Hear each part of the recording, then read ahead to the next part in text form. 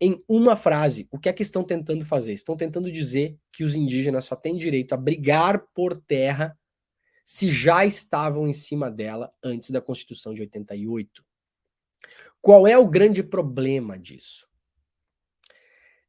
Em 86, em 87, em 88, pode ter casos, por exemplo, de pessoas, populações indígenas, que não estavam na sua terra, mas não estavam porque foram expulsas dela. Vocês entendem o grande problema desse negócio? Nós temos migrações forçadas em massa de populações indígenas no Brasil na nossa história, para a construção de grandes rodovias, para a construção de hidrelétricas, pelo simples desejo de tomar posse de terras. Nós tivemos pessoas especializadas em caçar indígenas e levar as orelhas das pessoas de volta para a cidade para provar que tinham feito tantos assassinatos. Nós tivemos indígenas sendo deslocados na Amazônia durante o grande descobrimento, o segundo, né, grande descobrimento branco da Amazônia, durante o século XX, na construção das rodovias, na tal da integração nacional. Então, eventualmente, vamos pensar um pouquinho, né?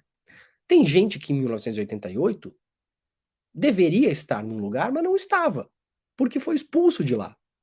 Então, essas pessoas não poderão mais fazer a luta pela demarcação das suas terras indígenas. Acabou para elas, se o marco temporal for aprovado. Então, ao mesmo tempo, a gente está falando aqui de um estado como São Paulo, que está acelerando um processo para colocar na mão de pessoas que invadiram terras que não eram delas, os tais dos grileiros, e na mesma semana estamos falando da discussão de uma lei no Brasil que impede que pessoas lutem por uma terra que era delas.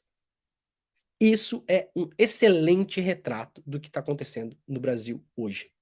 Ao mesmo tempo em que estamos legalizando os ilegais, estamos dizendo aos legais que na semana que vem eles podem se tornar ilegais. É por isso que muita gente estava falando ontem contra não, sobre a péssima articulação ou rendição da base do governo e do governo Lula em relação ao que foi feito na medida provisória de reorganização dos ministérios. Porque ali passou também toda a ideia de que o Ministério do Meio Ambiente não importa, de que o Ministério dos Direitos Indígenas não importa, né?